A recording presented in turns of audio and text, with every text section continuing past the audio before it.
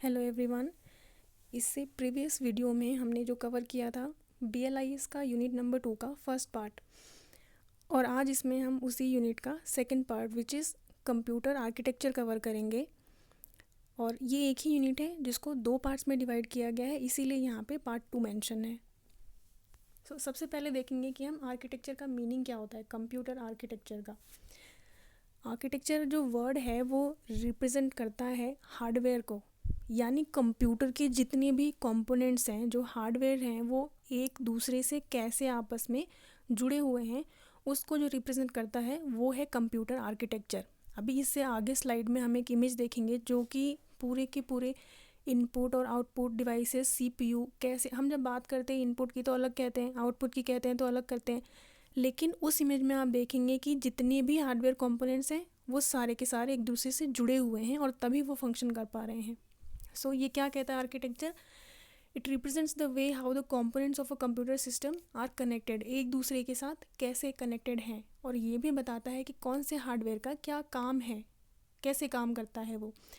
सिर्फ hardware components को ही represent करता है, and no matter what type और साइज़ ऑफ कंप्यूटर, जो हमने क्लासिफिकेशन में पढ़ा था, अलग अलग टाइप्स के कंप्यूटर होते हैं। साइज़ के बेस पे जो क्लासिफिकेशन हुआ था उसमें माइक्रो, मिनी, मेन फ्रेम और सुपर कंप्यूटर 4 पार्ट्स देखे थे। तो हम किसी भी तरह के कंप्यूटर की बात करें, सभी का आर्किटेक्चर सेम रहता है, सभी का। इसमें सब में बेसिक 5 फंक्शंस होते ही होते हैं: इनपुट, आउटपुट, प्रोसेस, आगे अभी और देखेंगे। सबसे पहले हम आर्किटेक्चर क्या है वो देख लेते हैं। या ये जो इमेज है ये है basic architecture of a computer, जिसमें सेंटर में आपको CPU दिख रहा है, लेफ्ट हैंड साइड पे इनपुट डिवाइसेस हैं और राइट पे आउटपुट डिवाइसेस हैं। ये जो पूरी की पूरी इमेज है, it is an example of von Neumann architecture, इसको इस नाम से जाना जाता है। ये किस पे काम करती है? स्टोर्ड प्रोग्राम के ऊपर। इसका जो कॉन्सेप्ट है वो है स्टोर्ड प्रोग्राम, जहाँ पे एक कंप्यूटर को रन होने के लिए जितनी भी इंस्ट्रक्शंस की ज़रूरत होती है वो सारा का सारा प्रोग्राम पहले से ही उसके अंदर स्टोर रहता है। हर टाइम जब भी हम कंप्यूटर को यूज़ करेंगे उसको हर बार हम प्रोग्रामिंग कोड एंटर नहीं करते हैं, हम उसको ऑन करते हैं, वो अपने आप चल जाता है। क्यों चलता है? क्योंकि उसमें कुछ सेट ऑफ इंस्ट्रक्शंस पहले से हैं कि उसको कैसे काम करना है, स्टार्ट कैसे होना है। मैं यहाँ पे सिर्फ कंप्यूटर स्टार्ट कैसे होता है ये इसलिए कह रही हूँ क्योंकि यहाँ पे हम सिर्फ सिस्टम की बात करें, सिस्टम सॉफ्टवेयर की, जो उसमें पहले से इंस्टॉल रहता है। एप्लीकेशन की बात हम बाद में करेंगे, जो उसमें हम एप्लीकेशन जो भी चीज़ें यूज़ करते हैं अपने लिए, वर्ड यूज़ कर रहे हैं आप, या फिर एक्सेल यूज़ कर रहे हैं, या आप उसमें कोई अदर गाने सुन रहे हैं, मूवी देख रहे हैं, वो सब एप्लीकेशन का पार्ट है। लेकिन उसमें जो स्टोर्ड मेमोरी है वो क्या है? वो सिस्टम को चलाने के लिए जो स्टोर्ड, यहाँ पे स्टोर्ड प्रोग्राम की बात कर रहा है। तो CPU क्या है? इसमें भी 3 पार्ट्स आपको दिख रहे होंगे। सबसे ऊपर CU, मिड में ALU और फिर नीचे मेमोरी। तो ये छोटा सा एक्सप्लेनेशन क्या कहता है, इस इमेज को देख के हमें क्या समझ में आता है कि जो भी हम इनपुट दे रहे हैं, input can be of any type. Data किसी भी फॉर्म में हो सकता है, टेक्स्ट हो सकता है, वॉइस हो सकता है, कोई डॉक्यूमेंट हो सकता है, इमेज हो सकती है, कुछ भी हो सकता है। वो जब हम इसमें एंटर कराते हैं अपने सिस्टम में, उसमें कुछ कैलकुलेशंस होती हैं, कुछ होंगी न्यूमेरिकल, कुछ होंगी लॉजिकल। तो जो लॉजिकल ऑपरेटर्स होते हैं वो less than, greater than, equals to वाले होंगे, जो उसका भी CPU में ही आएगा, और जो न्यूमेरिकल ऑपरेटर्स होंगे वो भी इसी में आएंगे। सब कुछ CPU के अंदर ही होगा। और ये कंट्रोल यूनिट क्या कहता है? कंट्रोल यूनिट ये कहता है कि जो आपने प्रोसेस लगाने को कहा है, आपने एडिशन कहा है, मल्टीप्लिकेशन कहा है, या कोई एनी प्रोसेस, उसको कंट्रोल करने का काम करता है। उसके ब्रेन की तरह एक्ट करता है कि हमने कमांड दी है, अब उसके ऊपर कंट्रोल प्रोसेस कौन कर रहा है? CPU कर रहा है। और ये जो मेमोरी है ये रिप्रेजेंट करती है कि जो वर्क इन प्रोग्रेस है आपका, जो आपने इनपुट दिया उसके ऊपर जो प्रोसेस लग रही है, वो पूरा का पूरा चीज़ उसमें स्टोर्ड है। जब तक आप नहीं चाहेंगे वो वहाँ से डिलीट नहीं होगा, वो स्टोर करके रखता है ताकि एज एंड व्हेन रिक्वायर्ड, जब भी आपको ज़रूरत हो आप उसको यूज़ कर सकें। फिर इसके बाद आते हैं आउटपुट के ऊपर। इसमें कई सारे कैटेगरीज हैं, अलग अलग तरह के डिवाइसेस हैं। ये सब क्या कर रहे हैं? स्टार्टिंग जहाँ से हुई थी, आपने जो इनपुट दिया था उसमें कमांड लगाने के बाद में फाइनल आपका आउटपुट जनरेट होकर के आ रहा है। यही है आर्किटेक्चर। अब इसमें डिवाइसेस के नेम कुछ भी हो सकते हैं, लेकिन जो बेसिक काम है वो यही होता है। अब बेसिक जो मैंने स्टार्टिंग में आपको कहा था कि हर कंप्यूटर जो है वो 5 प्रोसेसेस, बेसिक फंक्शंस जो करता है वो क्या है? इनपुट, स्टोरेज, प्रोसेस, आउटपुट और कंट्रोल। इनपुट यानी process of entering data and instructions in the computer system. किसी भी तरह की इंस्ट्रक्शन जो आप उसको देते हैं, जो आप काम करना चाहते हैं। स्टोरिंग यानी जो इंस्ट्रक्शन आपने उसको दी है, to make them readily available for initial और additional processing as and when required. जो भी आप उसके ऊपर प्रोसेस लगाएंगे वो करेगा और सेव करके रखेगा कि तब जब आपको ज़रूरत होगी आप उसको यूज़ कर लेंगे। प्रोसेसिंग क्या कहता है?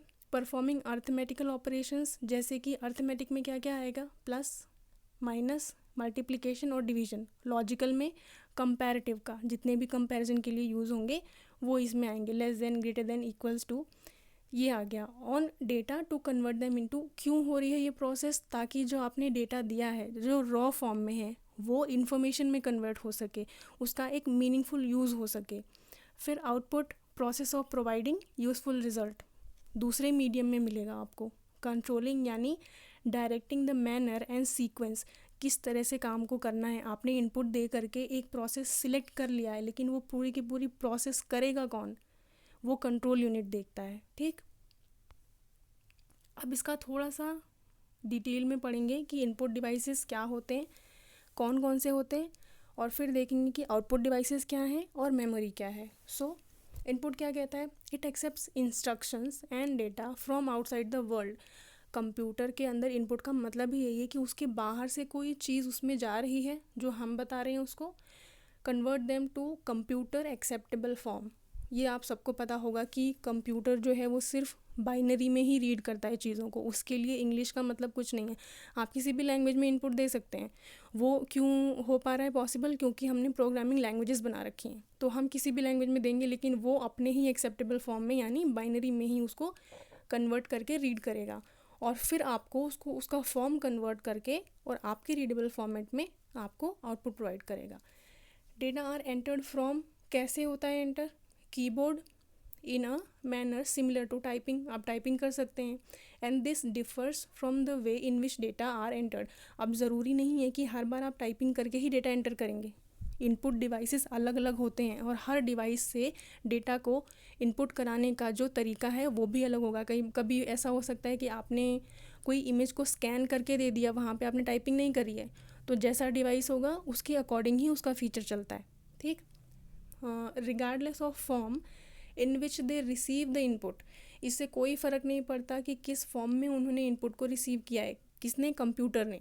All input devices must transform the input data into binary, पहले वो बाइनरी में ही कन्वर्ट करेंगे उसको, विच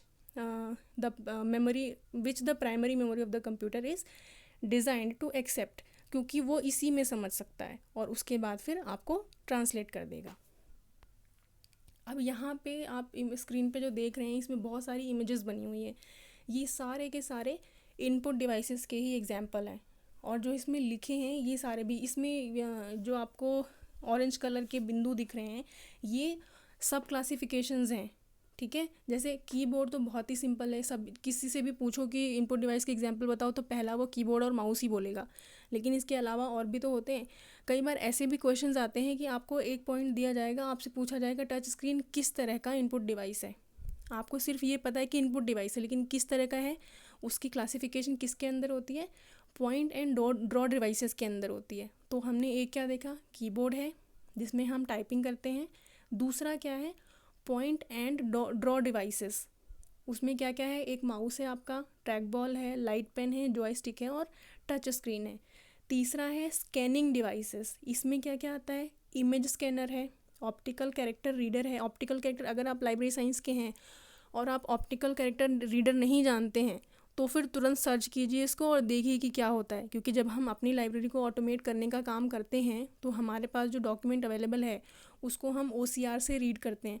OCR का सिर्फ लाइब्रेरी में ही नहीं और भी बहुत जगह पे यूज़ होता है। इसमें भी एक इमेज मैंने दी हुई है, अगर आपने ये देखी हो तो। फिर इसके बाद नेक्स्ट क्या है?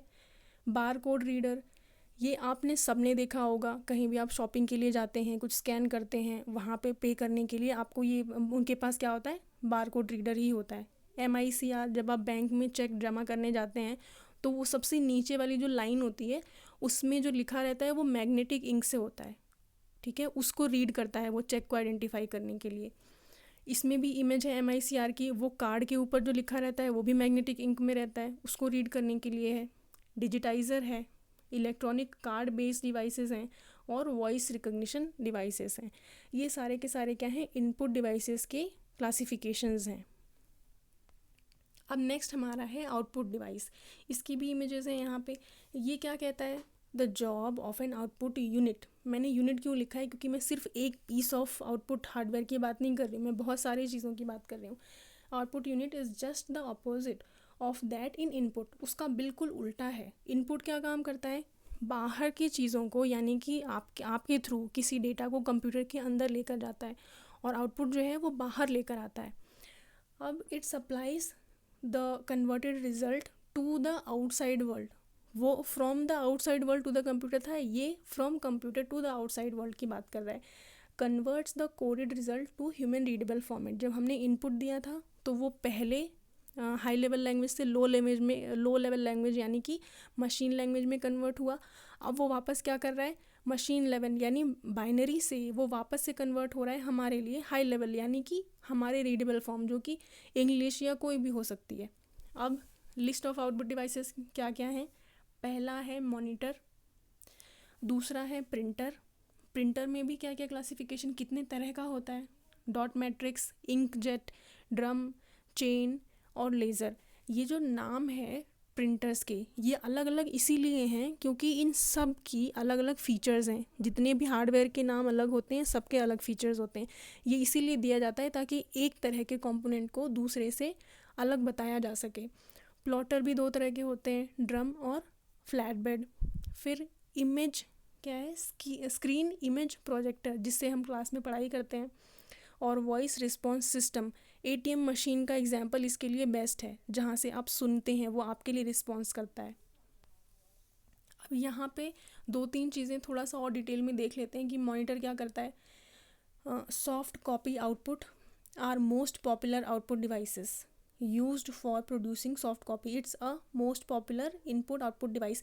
इनपुट और आउटपुट दोनों है ये मॉनिटर। क्यों है, क्योंकि जब आप इनपुट देते हैं वो भी आपको स्क्रीन पे डिस्प्ले करता है, और जो आउटपुट जनरेट हुआ है उसको भी वो स्क्रीन पे डिस्प्ले कर रहा है, इसीलिए ये दोनों में आता है। अब स्क्रीन इमेज प्रोजेक्टर क्या है, आउटपुट डिवाइस है, used as a project information from a computer on to a large screen. पहले के समय में जब प्रोजेक्टर्स नहीं होते थे, तो अगर आपने कोई मूवी देखी हो जो आपको ध्यान है, जहाँ पे दीवार के ऊपर वो प्रोजेक्टर चलाया जाता था, या कोई कपड़ा क्लीन सा वाइट कलर का लगा के उसके ऊपर प्रोजेक्टर चलाते थे, ये सारे उसके एग्जांपल्स हैं। अब वॉइस रिकग्निशन सिस्टम क्या कहता है, just as voice recognition system allow a user to talk to a computer, similarly a voice response system enable computer to talk to a user.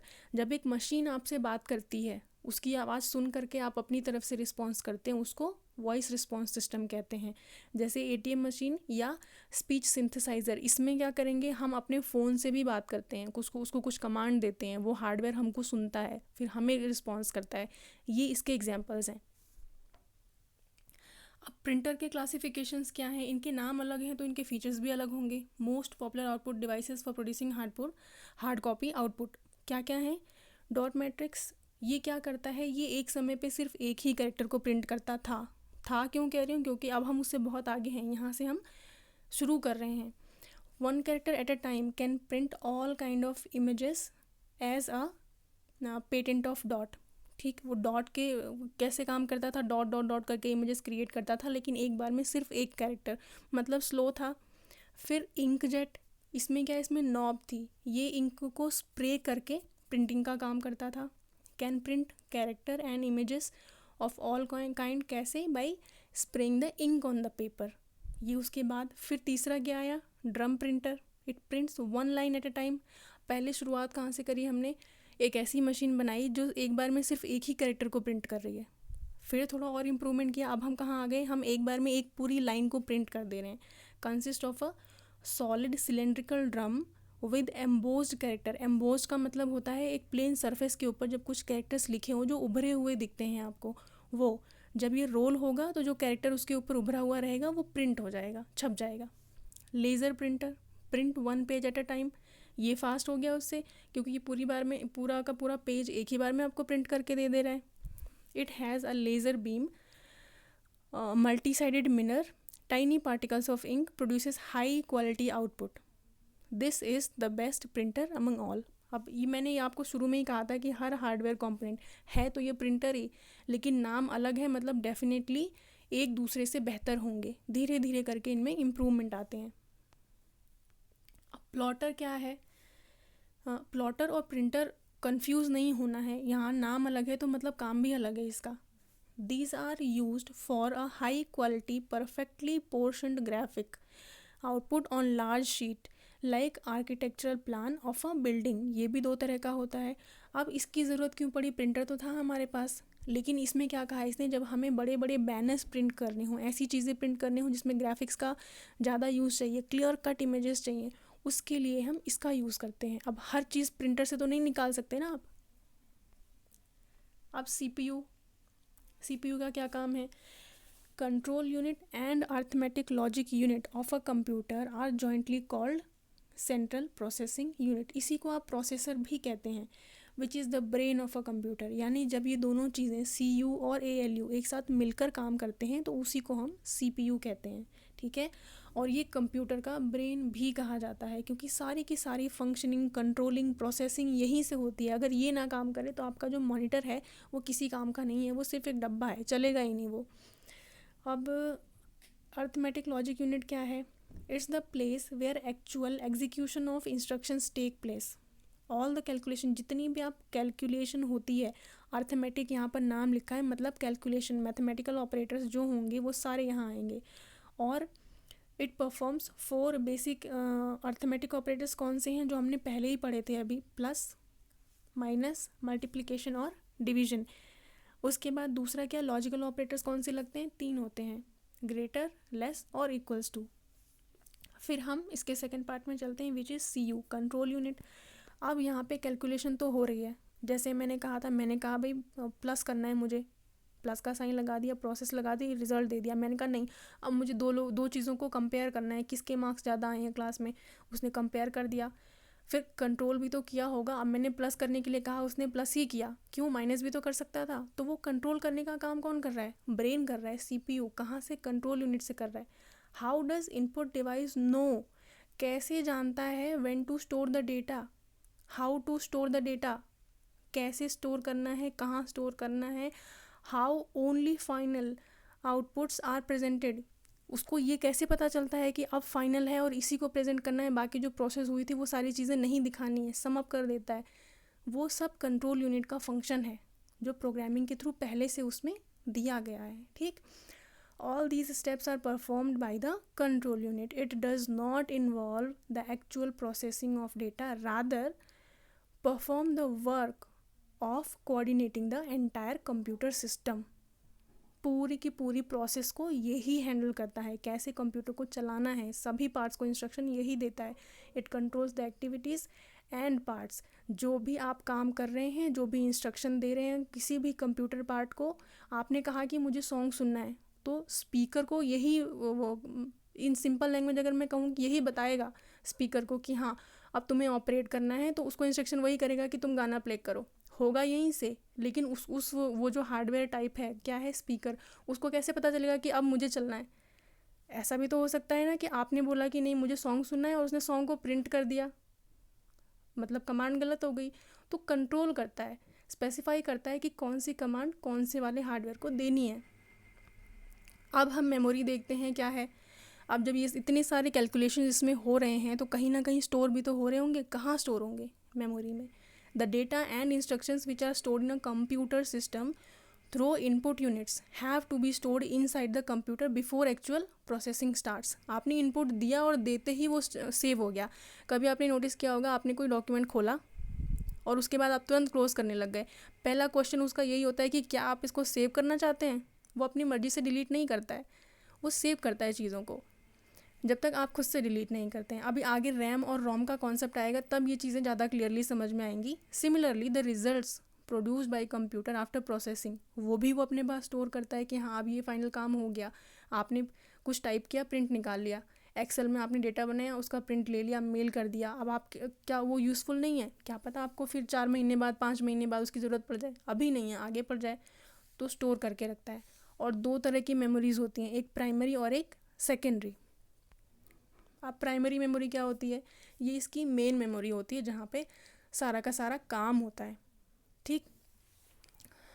It is use to hold the input of instructional data, result in process. क्या क्या store करता है अपने पास? जो आपने instruction दिया है, जो आप काम कर रहे हैं अभी, वो भी, फाइनल रिजल्ट को भी, सब कुछ इसमें स्टोर रहता है। But it can only hold information कब तक? जब तक कि लाइट ऑन है, मतलब आपके कंप्यूटर को एक रेगुलर सप्लाई ऑफ इलेक्ट्रिसिटी मिल रही है, रेगुलर, तब तक के लिए। नहीं तो जैसे इलेक्ट्रिसिटी कट होगी तो ये जो मेमोरी है ये वैनिश हो जाती है। अब प्राइमरी स्टोरेज इंक्लूड, प्राइमरी जो हमने कहा कि प्राइमरी मेमोरी होती है, इसके 2 पार्ट होते हैं, एक होता है रैम, एक होता है रोम। तो जो मैंने अभी कहा कि इलेक्ट्रिसिटी जाने के बाद में जो मेमोरी जो है वो वैनिश हो जाएगी, वो है रैम, रैंडम एक्सेस मेमोरी। ये वॉलेटाइल होती है, मतलब जब तक आपका कंप्यूटर ऑन है, इलेक्ट्रिसिटी है उसमें, तब तक वो चलता रहेगा, और जैसे ही लाइट कट गई तो वापस से वहाँ जितना भी कुछ आपने काम किया वो डिलीट हो जाएगा। उससे बचने के लिए हम क्या करते हैं कि उसको सेव करते रहते हैं। इसीलिए आपको, जब आपने पहली बार स्कूल में कंप्यूटर में काम करना शुरू किया होगा तो आपके टीचर ने यही कहा होगा कि डॉक्यूमेंट में काम करने से पहले उसको सेव कर दीजिए, एक नाम दे दीजिए। जब उसकी डायरेक्टरी में वो सेव हो जाएगा तो लाइट चले जाने के बाद में भी आपका डेटा उतना रहेगा उसमें। और रोम क्या होता है? वो रीड ओनली मेमोरी होती है। रीड ओनली का मतलब जो कंप्यूटर हार्डवेयर है उसे अपने आप को चलाने के लिए कुछ प्रोग्राम्स चाहिए होते हैं, वो कंपनी पहले से उसमें इंस्टॉल करके देती है, वो सिर्फ हार्डवेयर को चलाने के लिए है, ठीक। ये हो गई हमारी प्राइमरी मेमोरी। अब सेकेंडरी क्या है? सेकेंडरी मेमोरी को ऑक्सिलरी मेमोरी भी कहते हैं। ये वो सारी हैं जो एक्सटेंडेबल हैं, मतलब कंप्यूटर में जो इनबिल्ड है पहले से, उसके अलावा जो हम यूज़ करते हैं वो है, उसके पार्ट्स हैं। हार्ड ड्राइव तो पहले से उसमें इंस्टॉल रहती है, solid state drive, pen drive, SD card, compact disc, DVD, ये सारे क्या हैं? सेकेंडरी स्टोरेज के एग्जांपल्स हैं। इसमें से बहुत सारे आपने देखे भी होंगे, आपने यूज़ भी किए होंगे। अब ये इसमें एक चीज़ मैं आपको और बताऊंगी, ये जो हार्ड डिस्क है इसमें हमारे कंप्यूटर के से रिलेटेड जितना भी जानकारी है सब इसी में, आपका ऑपरेटिंग सिस्टम, आपके फाइल्स, आपके एप्लीकेशन सब इसी में स्टोर रहते हैं। जब आपको कुछ भी यूज़ करना होता है, आप उसको क्लिक करते हैं तो वो लोड होकर के आपकी प्राइमरी मेमोरी में रन होता है, वहाँ से आता है आपको। उसको सब कौन ये कमांड दे रहा है कि हाँ आप ये वाला एप्लीकेशन रन करना है? सीपीयू। और फिर वो कहाँ चल रहा है? उसकी प्राइमरी मेमोरी में, रैम में, वहाँ लोड होकर के वो आपका काम करता है। तब तक करता रहेगा जब तक कि लाइट है, करंट है, फ्लो है उसमें। आप उसको सेव करेंगे, सेव रहेगा, सेव नहीं करेंगे तो इलेक्ट्रिसिटी जाने पे वो वहाँ से वैनिश हो जाएगा, और वापस से वो जो प्रोग्राम है वो कहाँ चला जाएगा? HDD में चला जाएगा, ठीक है।